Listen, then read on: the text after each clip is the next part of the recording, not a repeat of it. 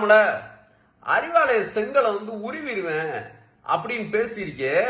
ஏன்னா நம்மள தமிழ்நாடு பாஜக தலைவர் பதவியிலிருந்து தூக்கி விட்டுருவாங்க. இனி மச்சானோட குவாரியில தான் கல்லோட செங்கல் உடைக்க விட்டுருவாங்க அப்படின்ற புலம்பல்ல இப்படி பேசியிருக்கியோ. ஏன் நம்மள அறிவாலய செங்கல்னா என்ன RSS காரிய மாதிரி நினைச்சியா?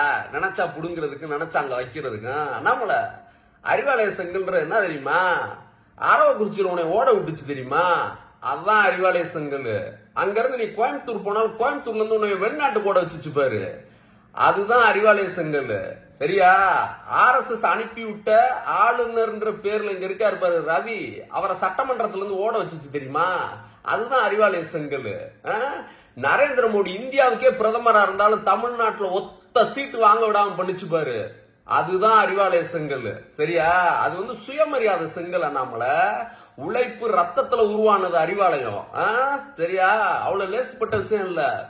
அங்க அரவக்குறிச்சியில ட்ரங்க் பொட்டி இரும்பு பொட்டி வச்சிருந்தேன், ஊர்ல விவசாயம் 4 ஆட்டுக்குட்டி தான் இருந்துச்சுன்னு சொன்னவரை PhD டெக்னாலஜி போய் அங்க சீட்டு வாங்குறதுக்கு அந்த இடஒதுக்கீடுக்கு காரணமா இருந்தது அறிவாலய செங்கல்.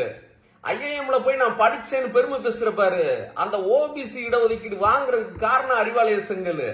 IPS அப்படின்னு இன்னைக்கு பேசுற பாரு, அந்த 27% இடஒதுக்கீடுக்காக போராடினது அறிவாலய செங்கல். சரியா?